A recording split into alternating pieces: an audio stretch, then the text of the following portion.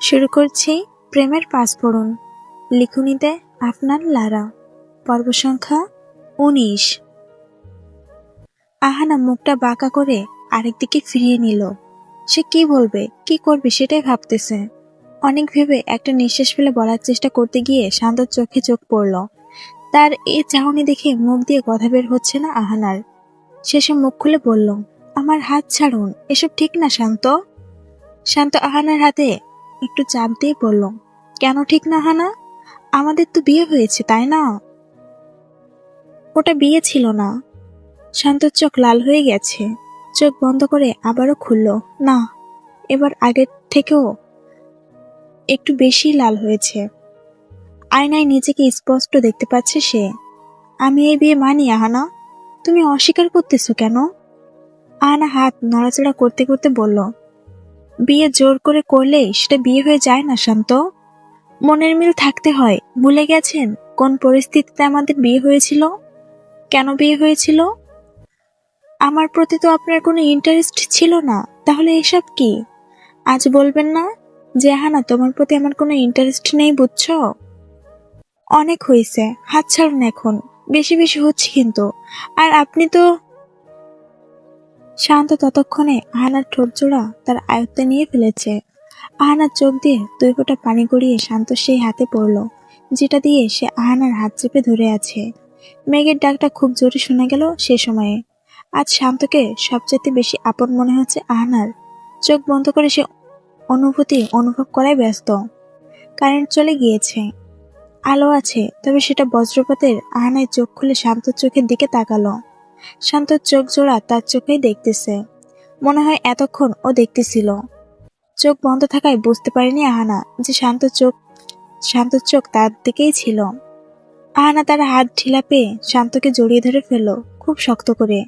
কেমন একটা লজ্জা কাজ করতেছে শান্তর চাহনি দেখে, তাই উপায় না পেয়ে জড়িয়ে ধরল সে। দুজনেই চুপ হয়ে আছে। আহানা কয়েক মিনিট বাদে শান্তকে ছেড়ে দিল। পাশ কেটে চলে গেল রুম থেকে। শান্ত নিজেকে কন্ট্রোল করে আহানাকে গিয়ে আটকালো। আহানা প্লিজ, এই পরিস্থিতিতে যেও না।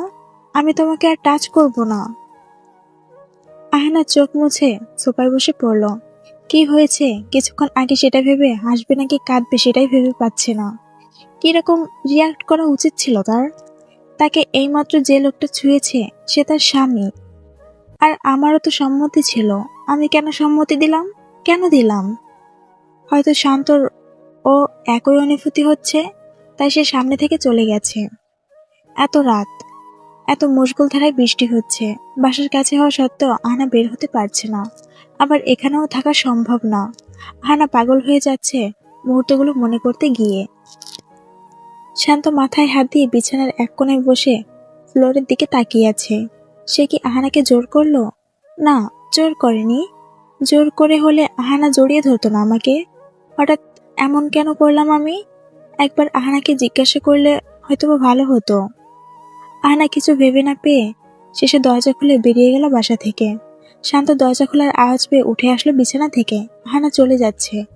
আহানা দাঁড়াও প্লিজ। আহানা বৃষ্টির মধ্যে বেরিয়ে পড়েছে রাস্তায়।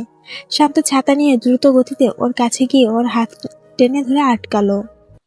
রোড সম্পূর্ণ ফাঁকা। যে গুটি কয়েক দোকান ছিল সব বন্ধ হয়ে গেছে। এ সময় দোকান খোলা থাকতো, বৃষ্টি বলে বন্ধ হয়ে গেছে। আর রাতও তো কম হয়নি যে খোলা থাকবে। ল্যাম্পপোস্টের আলোয় চারদিকে আর বৃষ্টির শব্দ মিলিয়ে নির্জন পরিবেশ তৈরি করছে। অথচ এই ল্যাম্পপোস্টের আলোতে স্পষ্ট দুজনকে দেখা যাচ্ছে। স্পষ্ট হয়ে আছে তাদের মুখের গড়ন, তাদের মুখের ভাবগতি কেমন তাও স্পষ্ট দেখা যাচ্ছে। তবে শুধু তারাই একজন আরেকজনকে দেখতে পাচ্ছে। দূর থেকে কেউ তাকালেও চিনবে না, কিছু বুঝবেও না। আহানা কিছুক্ষণ চুপ করে থেকে শান্তর দিকে তাকিয়ে বলল, আমাকে যেতে দিন। শান্ত ছাতা ওর মাথার উপর টেনে ধরলো। শান্ত মুখের ভাব দেখে বোঝা যাচ্ছে কিছুক্ষণ আগে যেটা হয়েছে সেটা সে ভুলে গিয়ে আহানাকে সামলাতে এসেছে এখন, কারণ তার দায়িত্ব এটা। আহানা শান্তর হাত ছাড়িয়ে একটু পিছিয়ে গেল। ছাতার নিচ থেকে দূরে গিয়ে দাঁড়ালো সে। তার চোখ দিয়ে পানি পড়ে যাচ্ছে অনবরত।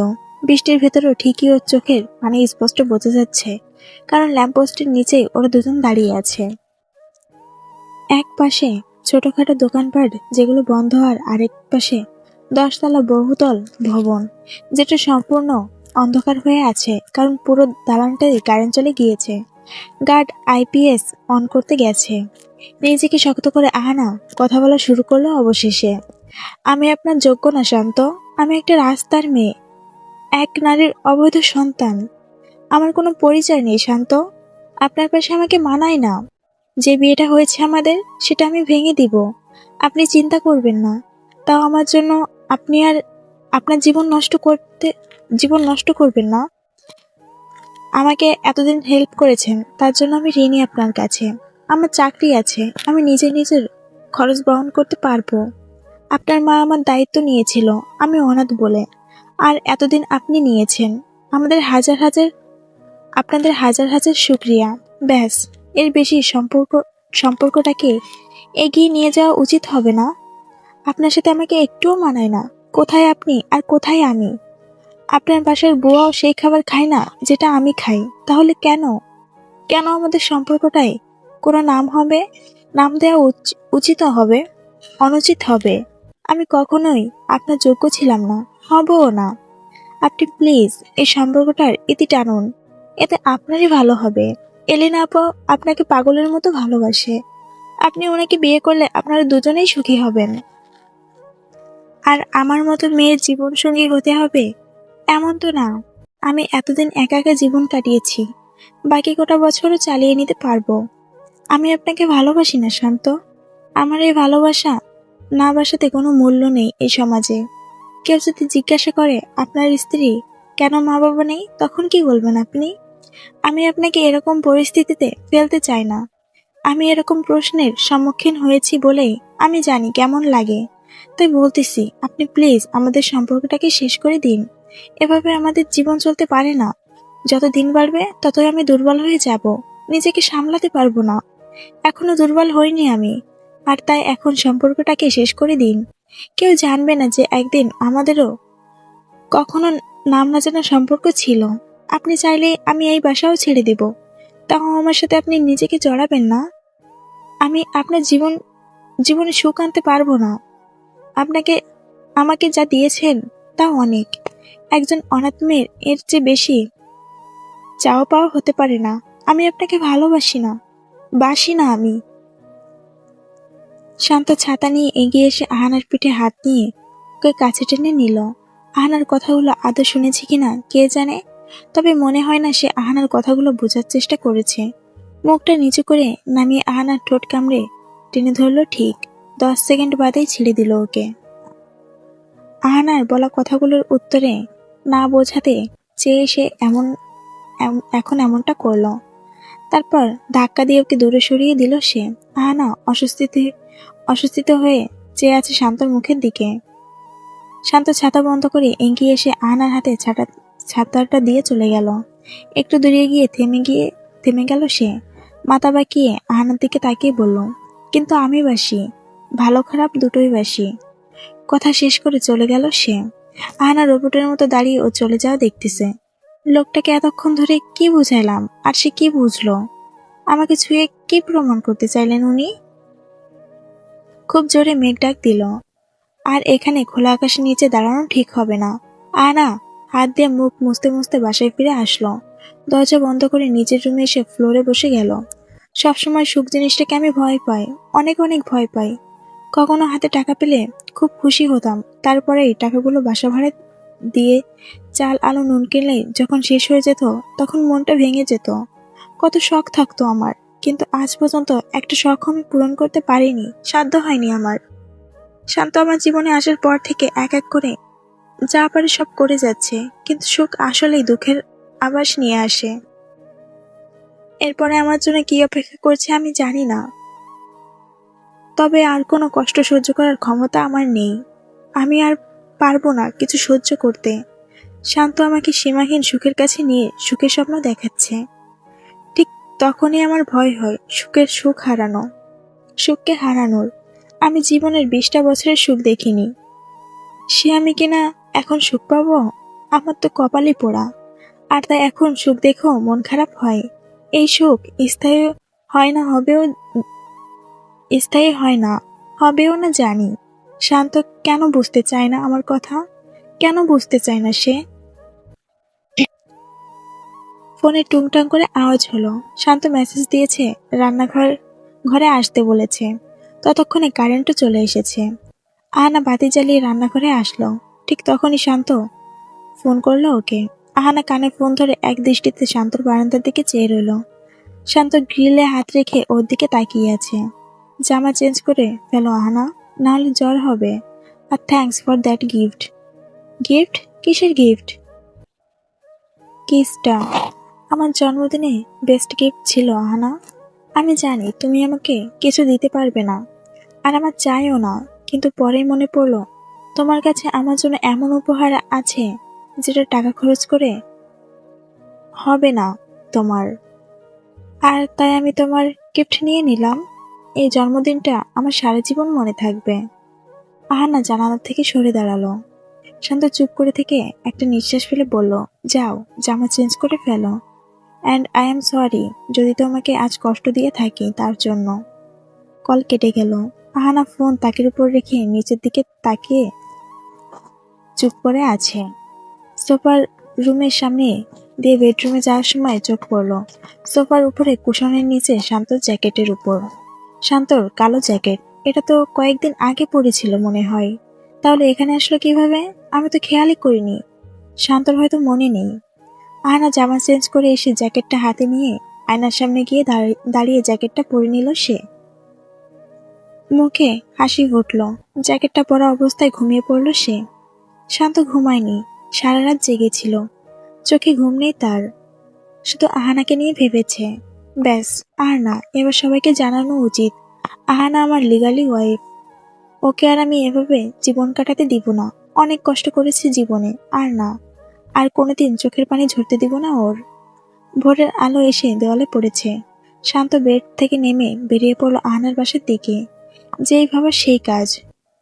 মই এনে বারান্দায় দিয়ে বাসার ভিতর ঢুকতে হয়েছে তাকে। আহানার রুমে এসে থেমে গেল সে।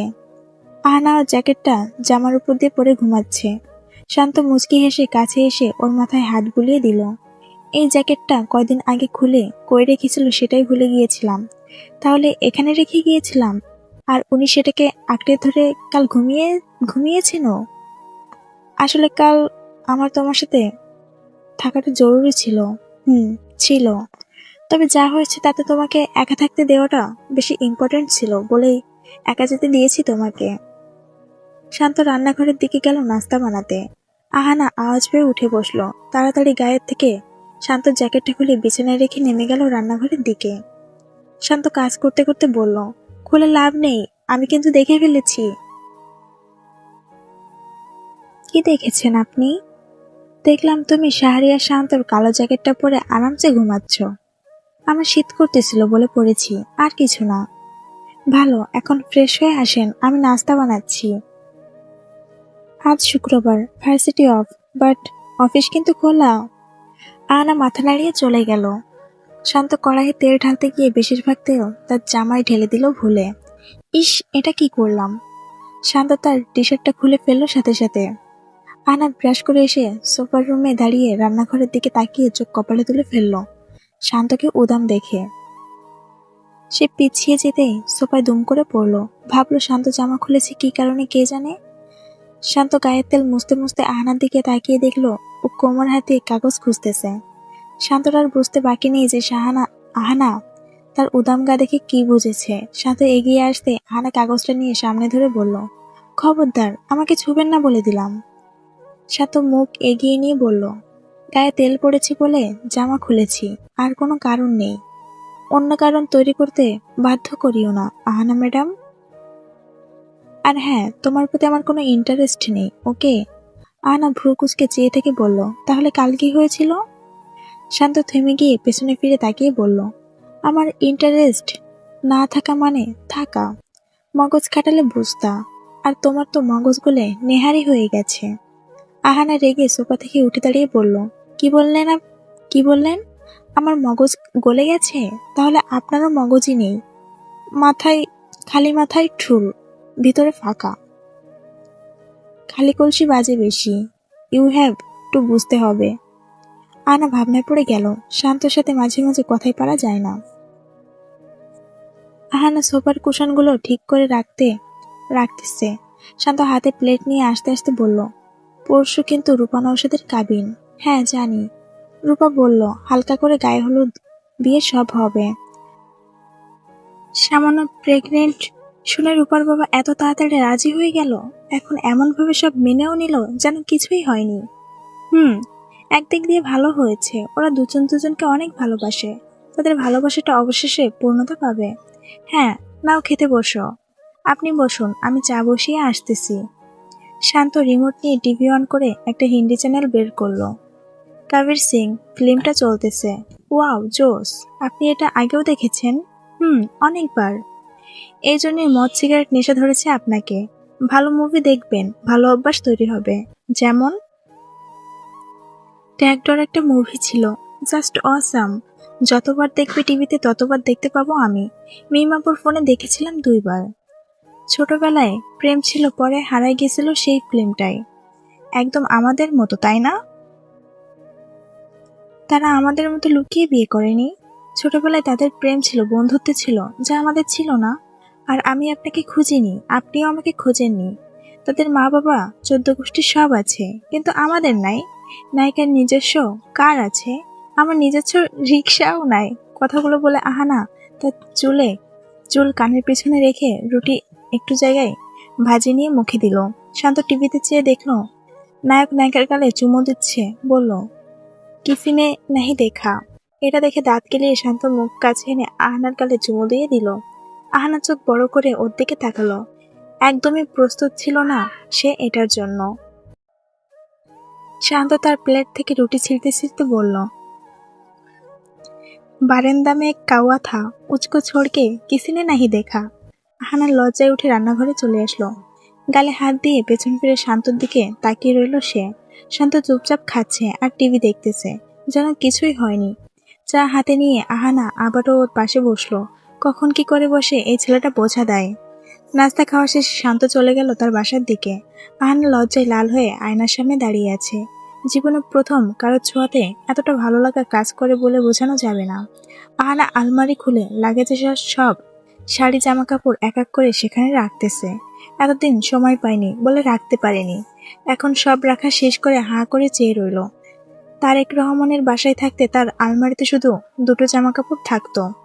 আর আজ এত এত জামা শাড়িতে ভর্তি, যে অবাক না হয়ে উপায় নেই। সেখান থেকে একটা হলুদ রঙের জামা নিয়ে পরে নিল আহানা। ব্যাস, এবার অফিসে যাব। বাসা থেকে বের হয়ে রোডটা ভালো করে দেখলো সে, কিন্তু শান্তকে কোথাও দেখা যাচ্ছে না। আজ আসলো না নাকি? ওকে, তাহলে হেঁটে যেতে হবে। আহানা একটু হাঁটা ধরতেই শান্তকে দেখতে পেল। সে বাইক নিয়ে আসতেছে। বাইক আহানার সামনে দাঁড় করিয়ে বলল, সরি, আসতে লেট হয়ে গেল। আমি যখন গায়ে সাবান দিতেছিলাম তখনই পানি পড়া অফ হয়ে গেছিল। পরে তোয়ালে পরে ছাদে গিয়ে মেন সুইচ দিতে গিয়ে দেখলাম ছোট্ট বাচ্চা পোলাপান খেলার ছলে অফ করে দিয়েছিল। সেটা অন করে গোসল করে বেরিয়ে পড়লাম জামা পরে। ওকে ওকে, এত কৈফিয়ত চাইনি আমি। আপনি না আসলে আপনি না আসলে আমি হেঁটেই যেতাম। আচ্ছা, বাইকে ওঠো এখন। আহানা শান্তর কাঁধে হাত রেখে বসে কি যেন ভাবলো, তারপর হাতটা নিচে নামিয়ে শান্তর পেটটা ধরলো। শান্ত চমকে ওর দিকে ফিরে তাকালো, তারপর হেসে দিয়ে বাইক স্টার্ট করলো সে। আহানা মুখ টিপে হাসতেছে। অফিসে আসতেই দুজনে আবার ঝগড়া শুরু করে দিল।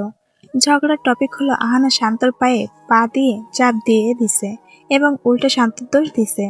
একজন আরেকজনের চুল টানাটানি লিফটে করে অফিসে ঢুকেছে। কেবিনে বসতেই আহানা দেখলো নিহাল আর ববি হাসাহাসি করতেছে। শান্ত সেন্টার ফ্রেশ খেতে খেতে বলল, মেড ফর ইচ আদার। আহানাও হেসে দিল। শান্ত একটা ফাইল চেক করতে করতে আহানার ওড়না হাতে নিয়ে গিফট দিতেছে। আহানা তার কাজ নিয়ে ব্যস্ত। ব্রেক টাইমে আসতেই আহানা নিজের গায়ে দেখলো ওড়না আর একটু আছে। ওর গায়ে বাকিটা পুরো শান্ত মুড়িয়ে মুড়িয়ে নিয়ে গেছে। আহানা ওকে এক ধাক্কা দিয়ে ওড়না নিয়ে নিল ওর থেকে। ব্রেক টাইমে দুজনেই জানালার ধারে এসে দাঁড়িয়ে আছে। শান্ত মুখে সিগারেট ঢুকিয়ে গেমস খেলতেছে। আহানা গেমসটা দেখতে তাকিয়ে তারপর হঠাৎ করে হাত বাড়িয়ে শান্তর সামনে ধরল। শান্ত চমকে ফোন থেকে মুখ তুলে বলল, কি দেখুন না। আহানা হাতের মুঠো খুলল। তার হাতে একটা ব্ল্যাক বেল্ট। শান্ত ইয়া বড় হা করে জোস বলল, তারপর সাথে সাথে সেটা হাতে পড়ে নিল। তুমি জানতে এটা আমার পছন্দ? আহানা চমকে বলল, না তো। এটা আমার মনে হলো আপনার পছন্দ হবে, তাই নিয়েছি। একদম ভালো আন্দাজ করেছো। এটা আমার অনেক পছন্দ হয়েছে, অনেক অনেক। Thank you so much. Ahana মুচকে এসে জানালার দিকে চেয়ে রইল। আমার গেমস খেলা শেষ, চলো কিছু খেয়ে আসি। না, খিদে নেই। আমার তো আছে। শান্ত শান্ত আর আহানার কথায় কান না দিয়ে ওর হাত ধরে চলে গেল ক্যান্টিনের দিকে। আহানা খাবে না মানে খাবেই না। তাই ওকে একটা আইসক্রিম কিনে দিয়ে বসিয়ে রেখেছে শান্ত, আর সে একটা স্যান্ডউইচ খেয়েছে। দুজনে মিলে ঠিক করলো আজ যাওয়ার সময় ট্রেনের চা খাওয়া হবে, হবে কিছু খুনসুটি। সত্যি সেটাই হলো। শান্ত হানাকে নিয়ে আজ আবার সেই লেকটায় আসলো। তখন সন্ধ্যা 7টা বাজে। পানিতে পা ডুবিয়ে দুজনে বসে আছে। শান্ত চা খেতে খেতে বলল, বাবা বাবা ওর মাকে অনেক ভালোবাসে। বাবা ও মাকে অনেক ভালোবাসে। রেনু আন্টি ছিলেন মায়ের ক্লাসমেট। উনি মা উনি মা মারা যাওয়ার পরে একটা ভুল বোঝাবুঝি ক্রিয়েট করে ফেলেন, যাতে বাবা ওনাকে বিয়ে করতে রাজি হয়ে যাবে। আর সেটাই হলো। বাবা সম্পূর্ণ ভেঙে পড়েছিল সেই সময়টাতে। সেই মুহূর্তে মাকে রেখে অন্য একজন মহিলাকে নিজের স্ত্রী করে নেওয়াটা তার জন্য কঠিন ছিল। আমি সেই বাসায় ভালো ছিলাম যতদিনে তার আগের সংসার ছেলে সায়ন এসে আমাদের সাথে থাকা শুরু করে নাই। সায়ন একটা বিগড়ে যাওয়া পুরুষের বিগড়ে যাওয়া সন্তান। ওর সাথে জাস্ট সিধা কথাও বলা যায় না। মা মারা যাওয়ার কয়েক বছরের মধ্যে আমাকে মোহনগঞ্জ ছাড়তে হয়েছিল সায়নের আর আর সায়নার সায়নের আর সায়নের মা রেনুর অত্যাচারে। কি করতো তারা? একবার 2 দিন ধরে খাবার দেয়নি আমাকে। কারণ হলো সায়ন আমার মায়ের একটা ছবি ভেঙে ফেলেছিল বলে আমি ওকে থাপ্পড় মেরেছিলাম। এই দোষে আমাকে গোয়ালঘরে আটকে রেখেছিল, কিছু খেতে দেয়নি। আপনার বাবা আটকায়নি? হা হা, বাবা ঢাকায় এসেছিল অফিসের কাজে। উনি এসব ব্যাপারে নজর দিতেন না, জানতেও চাইতেন না। তারপর বাসা থেকে একবার বের করে দিয়েছিল আমাকে। কেন? মৃত্যু হওয়ার পর তাকে রোদে দিতে হতো, সকালের রোদে। রেনু আন্টু গোসল করতে গিয়েছিলেন, আমি আর সায়ন ওর পাশে ছিলাম। সায়ন মরিচের গুঁড়া দিয়ে কাঁচা আম খাচ্ছিল। রোদের তাপে মৃদু কাঁদছিল। সায়ন তার কাদা রেখে বিরক্ত হয়ে এগিয়ে এসে মরিচের গুঁড়া সহ এক টুকরো আম মৃতুর মুখে পুড়ে দিয়েছিল বলে ওকে আমি ধাক্কা মেরে সরিয়ে দিয়েছিলাম। তারপর ও এসে আমাকে ধাক্কা দিল। রেনে আন্টি এসে গিয়েছিল ততক্ষণে। সায়ন বলল, মৃতুর মুখে মরিচ সহ আমি দিয়েছি। রেনু আন্টি সায়নের কথা বিশ্বাস করলো, আমার নয়। আমাকে বাসা থেকে বের করে দিয়েছিল সেই দিন। বাবা বাসায় থাকতো না বেশি, তাই এসব কিছুই বাবার কানে পৌঁছাতো না। অতিষ্ঠ হয়ে আমি বাবাকে বললাম আমাকে আলাদা এক জায়গায় দিতে। আমার পক্ষে এ বাড়িতে থাকা সম্ভব না। বাবা সাথে সাথে ঢাকায় একটা ফ্ল্যাট কিনে নেয় আমার জন্য। কারণ সেদিন আমি খুব সিরিয়াসলি বলেছিলাম বাবা যদি রাজি না হতো আমি একাই বেরিয়ে পড়তাম বাসা থেকে। সেই দিন রাতেই আমি সেই ফ্ল্যাটে এসে উঠেছিলাম। আস্তে আস্তে ফ্ল্যাট সাজিয়ে নিলাম। তারপর ভার্সিটিতে পরিচয় হলো নওশাদ, রিয়াজ আর সূর্যের সাথে। ওরা ম্যাচে থাকতো, আমি ওদের আমার এখানে নিয়ে আসি। একা একা কার ভালো লাগে? ওরা থাকলে এখন দিন হয় আর কখন রাত হয় বোঝাই যায় না। এত কিছুর পরও আমি মাকে অনেক মিস করি আহানা। খানিকটা একা হলে মায়ের কথা মনে পড়ে আমার। আমি কি দোষ করেছিলাম যে মা আমাকে মাহারা হতে হলো? কতটা সুখের ফ্যামিলি ছিল আমাদের। আমার মাঝে মাঝে মন চায় আল্লাহর কাছ থেকে গিয়ে মাকে চেয়ে আনি। মাকে ছাড়া আমি এই পৃথিবীতে বড্ড অসহায়। আহানা চুপ করে থেকে বলল, আমার মা বাবা ছাড়া আহানা চুপ করে থেকে বলল, আর মা বাবা ছাড়া আমি কি তাহলে? শান্ত চা শেষ করে ওয়ান টাইম গ্লাসটা ময়লার ঝুড়িতে ফেলতে ফেলতে বলল, তোমার তো তাও কেয়ারিং, কিউট, ড্যাশিং, হ্যান্ডসাম, জোস হাজবেন্ড আছে। আমার কি আছে? আপনার তো বাবা আছে, আর আমার মতো এত ভালো একটা স্ত্রী আছে যে আপনাকে অনেক কেয়ার করে। আর কি লাগে? শান্ত মাথার চুল ঠিক করতে করতে বলল, আর একটা বেবি ফুটবল টিম লাগে, এই আর কি। আহানা হেসে দিয়ে শান্তকে এক ধাক্কা মেরে দিল। শান্ত আহানার হাত দুটো ধরে লেকের শেষ প্রান্তের দিকে চেয়ে বলল, আহানা, আমি আমাদের সম্পর্কটাকে নিয়ে অনেক স্যাটিসফাইড। কারণ আমার মায়ের ইচ্ছা ছিল এটা। আর তা পারফেক্টলি পূর্ণ হয়েছে। আমার মা খুশি তো আমি খুশি, আর আমি খুশি তো আমরা আমার একমাত্র বউ খুশি। একমাত্র মানে আরো চান নাকি? হুম, এলিনা আর ববি হলে সমস্যা নাই। আহনা রেগে শান্তকে দৌড়ানি দিল। খালি রাস্তায় দুজনে দৌড়াচ্ছে। শান্ত হাঁপিয়ে গেল, সাথে আহানাও। আহানা ঠুসঠাস করে শান্তকে কয়েকটা কিল বসিয়ে দিল। তারপর মুখ ছোট করে বলল, যান করেন বিয়ে, আমার কি।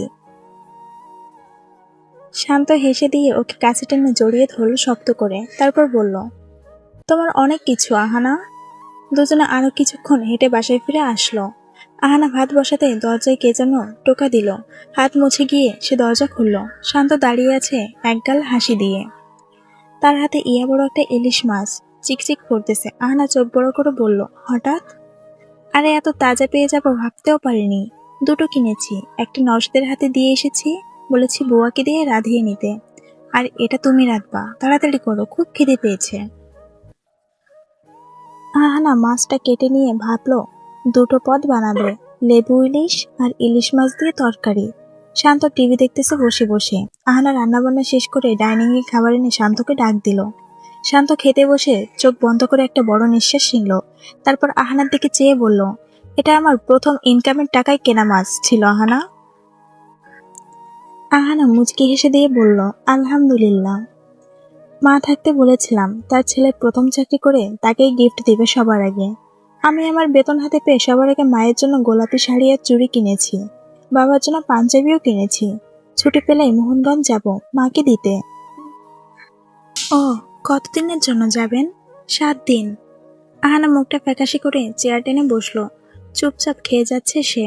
শান্ত মুখে খাবার দিতে আহানার দিকে চেয়ে বলল, আমার সাথে আমার একমাত্র ওয়াইফও যাবে? আহানা মুচকি হেসে দিল কথাটা শুনে। শান্ত খাবার শেষ করে উঠে গিয়ে ফোন নিয়ে সোফায় বসলো। আহানা কোমরে হাত দিয়ে কাছে এসে বলল, তো সবাইকে কি পরিচয় দিবেন যে আমি আমি কে? তবে এক কাজ করা যায়, আমি আশ্রমে থাকলেই হলো। না, তুমি আমার সাথে আমার বাসায় আমার রুমে থাকবা। কিন্তু সবাইকে কি বলবেন? সেটা তুমি আমার উপর ছেড়ে দাও। তোমাকে এত ভাবতে হবে না। যাও এখন বিছানায় গিয়ে শুয়ে পড়ো। আর আপনি? আমি এই তো যাচ্ছি। পৃথিবীতে তুমি এক স্ত্রী যে কিনা তার স্বামীকে বাসা থেকে প্রতি রাতে বের করে দেয়। হুম। শান্ত গেমস খেলা শেষ করে চলে যাওয়ার সময় বলল, সকালে রেডি হয়ে থেকো, ভার্সিটিতে যেতে হবে কাল। কাল তো ভার্সিটি খোলা। হুম, ঠিক আছে। আহানা আলমারি থেকে রূপার হলুদের পরার জন্য একটা শাড়ি চুজ করে নিল। হলুদ শাড়ির উপর কালো গোল গোল ছোট্ট বলের প্রিন্ট করা অনেক সুন্দর একটা শাড়ি। সেগুলোর সাথে মিলিয়ে কালো আর হলুদ চুড়ি নিয়ে একসাথে করে আলমারিতে রেখে দিল সে। তারপর ঘুমিয়ে পড়ল। পরের দিন সকাল সকাল উঠে মিষ্টিকে পড়াতে গেল সে। মিষ্টিকে পড়িয়ে বাসা থেকে বের হতে দেখলো শান্ত স্যান্ডেল হাতে নিয়ে হনহনিয়ে ছাদ থেকে যাচ্ছে। পরনে তোয়ালে আর সারা গা ভর্তি সাবান ফেনা। আহানা ফিক করে হেসে দিল শান্তর এমন হাল দেখে। হাসির আওয়াজে শান্ত থেমে গিয়ে পেছনে তাকালো। তারপর মুখ বাঁকিয়ে আবার হেঁটে চলল। কৌতূহল বশত আহানা ওর পিছু পিছু গেল। ছাদের মেন পাইপের সুইচ এখানে 17 থেকে 18 বছরের কয়েকটা ছেলে শয়তানি করে আড্ডা দিচ্ছে। তাও কিরকম টাইপের আড্ডা তা না বলাই ভালো। শান্ত গিয়ে ধুমধাম পেটানো শুরু করে দিল ওদেরকে। এরকম শব্দ পেয়ে আহানা তার হাঁটার গতি আরো বাড়িয়ে দেখতে আসলো। ততক্ষণে পিটিয়ে সবাইকে সোজা করে দিয়েছে শান্ত। কপাল থেকে ফেনা মুছে পাইপ সুইচ অন করে আবারও বাসার থেকে ফিরে গেল সে। আহানা রোবট হয়ে কিছুক্ষণ দাঁড়িয়ে থেকে শান্তর পিছু পিছু গেল। শান্ত কিছুদের গিয়ে থেমে ওর দিকে তাকিয়ে বলল, কি ব্যাপার, বাসায় যাচ্ছ না কেন? না, আসলে দেখতে আসলাম। স্যান্ডেল নিয়ে কোথায় যান? দেখা হয়ে গেছে? এরকম করেন কেন আজব? আমি কি করছি? আমার উপর দিয়ে রাগ ঝাড়েন কেন? তুমি কি করো নাই সেটা বলো। রোজ রোজ রাত করে বাসা থেকে বের করে দাও আমাকে। তো কি রেখে দিব? হ্যাঁ অবশ্যই, আমি তোমার লিগালি হাজবেন্ড। রেজিস্টার করে বিয়ে হয় নাই, সেটাও হয়ে যাবে। করব না আপনাকে বিয়ে। তুমি করবে না তোমার? আমার কি? কিছু না, যাও এখন। যাব না আমি, আজ আমি এখানেই থাকবো। কথাটা বলে আহানা শান্তর বাসায় ঢুকে সোজা ওর রুমে চলে গেল। তার তারপর বিছানায় উঠে গোল হয়ে বসে পড়ল। শান্ত ভ্রু কুচকে তার রুমে এসে ঠাস করে দরজা লাগিয়ে ফেলল। ভয়ে আহানা একটু নড়ে সরে বসল। শান্ত এগিয়ে আসলো ওর দিকে, মুখে তার বিরক্তির ছাপ। রোমান্স করবে না এটা শিওর, তবে মারধর করবে এটাও শিওর। শান্ত দাঁতে দাঁত চেপে নিজের বুকে থেকে ফেনা নিয়ে আহানার গালে লাগিয়ে দিয়ে চলে গেল। আহানা এক চিৎকার দিয়ে ওড়না দিয়ে মুছতে মুছতে অজস্র গালি দিচ্ছে শান্তকে। শান্ত ফ্রেশ হয়ে বাথরুম থেকে বেরিয়ে দেখলো আহানা নেই। দরজা তো ভেতর থেকে বন্ধ, তার মানে সে রান্নাঘরে। ওকে মেরে দেখলো আহানা গুনগুন করে গান গাইছে আর রান্না করছে। শান্ত সেখান থেকে একটা আপেল নিয়ে চলে গেল। সোফায় বসে আপেল খেতে খেতে বলল, হঠাৎ করে আমার বাসায় আসলা, কারণ কি? কিছু লাগবে নাকি? না, এমনি এলাম, মন চাইলো। হঠাৎ এত উন্নতি, আমার কিছু ঠিক লাগছে না কেন? আহানা হাতে খুন্তি নিয়ে বেরিয়ে এসে কোমরে হাত দিয়ে বলল, কিছু বেঠিক হলে দেখতেই পাবেন। হুম। কথাটা বলে আবার চলে গেল সে। শান্ত আপেল মুখে রেখে সেদিকে চেয়ে আছে। আজ হলোটা কি? মদ গাঁজা সেবন করেছে নাকি? না, সেটা করলে তো পাগলামি করতো। তাহলে কি হয়েছে ওর? ভাবতে ভাবতে শান্ত পকেটে হাত দিতে দেখলো তার সিগারেটের প্যাকেট গায়েব। ওমা, কই গেল? সারা রুম তন্ন তন্ন করে খুঁজেও পেল না সে। শেষে ভাবলো হয়তো রিয়াজ নিয়ে গেছে। টাকা নিয়ে বের হতে দেখলো দোকান থেকে কেনার জন্য। তখনই তার চোখ পড়লো আহানার ওড়নার দিকে। ওড়নায় সিগারেটের প্যাকেটটা নিয়ে গিট্টু দিয়ে রেখেছে আহানা। আচ্ছা, তাহলে এই ব্যাপার। শান্ত কাছে এসে এক টান মেরে আহানার ওড়নাটা নিয়ে চলে গেল সোজা তার রুমের দিকে। আহানা চমকে বলল, কি ব্যাপার, আমার ওড়না নিলেন কেন আপনি? দিন বলছি। আহানা পিছে পিছে যেতে ওর মুখের উপর শান্ত তার রুমের দরজা লাগিয়ে ফেলল। আজব তো, আমার ওড়না দিন বলছি। তুমি আমার সিগারেটের প্যাকেট চুরি করেছ, সো তোমার এই ওড়না আর পাবা না। আচ্ছা দিয়েন না, আমি যাই। কথাটা বলে আহানা লুকিয়ে পড়ল। 5 সেকেন্ড বাদে শান্ত ওর রুমের দরজা খুলল। বেরিয়ে এদিক ওদিক তাকালো। ততক্ষণে পেছন থেকে আহানা এসে ওর ওড়নাটা শান্তর হাত থেকে ছো মেরে নিয়ে দিল এক দৌড়। আহানা, দাঁড়াও বলতেছি, এটা কিন্তু চিটিং। আপনিও চিটিং করেছেন। শান্ত আহানার হাত ধরে টান দিল। ওকে কাছে নিয়ে এসে চুপ করে তাকিয়ে তাকিয়ে থেকে মুচকি হাসলো সে। তারপর সেই আগের মতো আহানার গায়ের থেকে ওড়নাটা ছিনিয়ে নিয়ে চলে গেল সে। যেতে যেতে বলল, তোমার ওড়নার উপর তোমার চেয়ে আমার অধিকার বেশি। আহানা মুখ বাঁকিয়ে রান্নাঘরে চলে আসলো। নাস্তা নিয়ে এসে টেবিলের উপর ওড়নাটা দেখতে পেয়ে তাড়াতাড়ি সেটা পরে শান্ত রুমের দিকে তাকালো সে। শান্ত যে সোফায় পায়ের উপর পা তুলে বসে ওর দিকেই চেয়ে আছে সেদিকে তার খেয়াল নেই। কি ব্যাপার আহানা ম্যাডাম, ওইদিকে কাকে খুঁজছেন? আপনার বর তো সোফায়। আহানা ভয় পেয়ে সোফায় তাকালো, তারপর ভ্রু কুচকে বলল, বারেন্দায় রোদ এসেছে কিনা সেটাই দেখতেছিলাম। নাস্তা রেডি, খেয়ে নিন, আমি যাই। দাঁড়াও। কি? কি মানে? আমার সাথে নাস্তা করে তারপর যাবা? খিদা নেই। শান্ত চুপচাপ খাবার নিয়ে আহানার মুখে তুলে ধরল। আহানার চোখ দিয়ে অজান্তে পানি পড়ল সাথে সাথে। শান্তর মুখের খাবার দিয়ে নিজেও এক টুকরো রুটি খেলো, তারপর বলল, আমাদেরকে দেখার মতো কেউ নেই, আমাদের একজন আরেকজনকে দেখতে হবে। আহানা পানি খেয়ে উঠে চলে গেল। আর থাকলো না। শান্ত এতটা কেয়ার করছে, বারবার ভয় হয় তার। ভালো লাগে না ঠিক। বাসায় এসে দরজা আটকানোর 2 মিনিটই শান্ত আবার এসে হাজির। আহানা চোখ মুখ মুছে গিয়ে দরজা খুলল। শান্ত কোমরে হাত দিয়ে ভেতরে ঢুকে সোজা রান্নাঘরে চলে গেল। কি হয়েছে? চা খাওয়ালে না আমাকে? মনে ছিল না, সরি। দাঁড়ান, বানিয়ে দিচ্ছি। লাগবে না, গিয়ে সোফায় পা তুলে বসো, আমি চা বানাচ্ছি। আহানা মাথা নাড়িয়ে সোফায় এসে বসলো। শান্তর কথা মতো পা তুলে বসলো। একটা আলাদা ভালো লাগা কাজ করতেছে। রিমোট নিয়ে টিভি চালালো। খুঁজে খুঁজে সব চ্যানেল দেখতেছে সে। এইচবিও চ্যানেল যেতে শান্ত ডাক দিল। আহানা সেদিকে তাকিয়ে বলল, কি হয়েছে? শান্ত জ্যাকেট খুলে ওর হাতে দিয়ে চলে যেতেই নিতে টিভির দিকে চোখ পড়ল তার। টাইটানিক ফিল্মের কিস সিনটা চলতেছে। শান্ত চোখ বড় করে আহানার দিকে তাকিয়ে দেখলো সে পাগলের মতো রিমোট খুঁজে যাচ্ছে। শান্ত মুচকি হেসে কুশনের নিচ থেকে রিমোট নিয়ে আহানার দিকে বাড়িয়ে ধরে বলল, কিস দেখার এত শখ? আর আমরা তো প্র্যাকটিক্যালি স্টুপিড। শান্ত হাসতে হাসতে চলে গেল। আহানা জিভে কামড় দিয়ে চ্যানেল পাল্টালো। ছি ছি ছি, কি লজ্জাটাই না পেলাম, ধুর ধুর।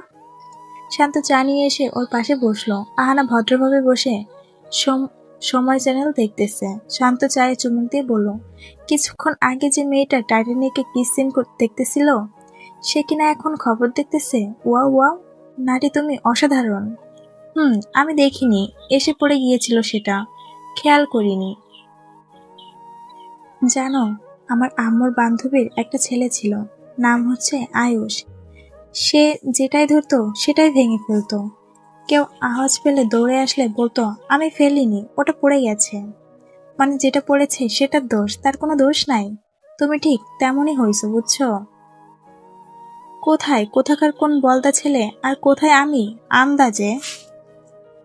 সত্যি কথা টক হয়। সে বলদা আর তুমি বলদা গার্ডেন। নাও এখন তাড়াতাড়ি রেডি হয়ে বের হও, আমি বাইক নিয়ে আসতেছি। ঠিক আছে। আহানা গিয়ে রেডি হয়ে বাসা থেকে বের হলো। শান্ত ততক্ষণে বাইক নিয়ে বাসার সামনে এসে গেছে। আহানা বাইকে উঠে বসতেই অলি দৌড়ে আসলো। কি হয়েছে অলি? দাদি বলল, তোমাদের কানের পেছনে কাজল দিয়ে টিকা লাগাই দিতে, কারণ তোমাদের আজ খুব সুন্দর লাগতেছে। শান্ত হেসে দিয়ে বলল, আচ্ছা লাগাও। আমি তো তোমাদের নাগাল পাচ্ছি না। আচ্ছা অলি, আমাকে দাও, আমি আমার কানের পেছনে আর ওনার কানের পেছনে লাগিয়ে দিব। আচ্ছা লাগাও। আহানা কাজল নিয়ে তার কানের নিচে লাগিয়ে শান্তর দিকে তাকিয়ে দেখলো শান্ত ফোনে সূর্যের সাথে কথা বলতেছে। আহানা ওর কানের পেছনে কাজল লাগিয়ে দুষ্টুমি করে ওর কপালেও বড় করে একটা কাজলের টিকা লাগিয়ে দিল, ঠিক তেমন করে যেমন বাচ্চাদের লাগানো হয়। অলি মুখে হাত দিয়ে হাসতেছে। নাও কাজল নিয়ে দাদিকে বলেও, আমরা লাগিয়ে নিয়েছি। আচ্ছা, হি হি হি। অলি এমন করে হাসলো কেন জানি না তো। ভার্সিটির সামনে শান্ত বাইক থামাতে আহানা নেমে চলে গেল, আর থামলো না। থামলেই বিপদ, কারণ কিছুক্ষণ পর ঘটনা ফাঁস হয়ে যাবে যে শান্তকে আহানা বাচ্চাদের মতো টিকা লাগিয়ে দিয়েছে। শান্ত বাইক রেখে বটতলায় দিকে গেল। ওকে দেখে ওর বন্ধুরা হেসে যাচ্ছে, থামাথামি নাই। শান্তর শান্তর ভয়ে কেউ কিছু বলার সাহসও পাচ্ছে না, এদিকে হাসিও থামানো যাচ্ছে না। শেষে শান্ত একজনের গাল টিপে ধরে বলল, এরকম হাসতেছিস কেন?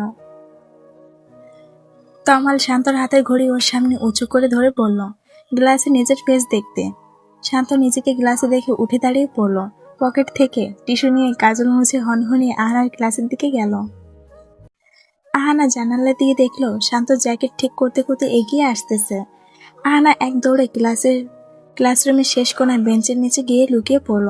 শান্ত ক্লাসরুমে ঢুকে এদিক ওদিক তাকিয়ে আহানাকে খুঁজতেছে। এখনো ক্লাস শুরু হতে দেরি আছে। সবাই ড্যাব ড্যাব করে শান্তকে দেখে যাচ্ছে। শান্ত জোরে বলল, আহানা কোথায়?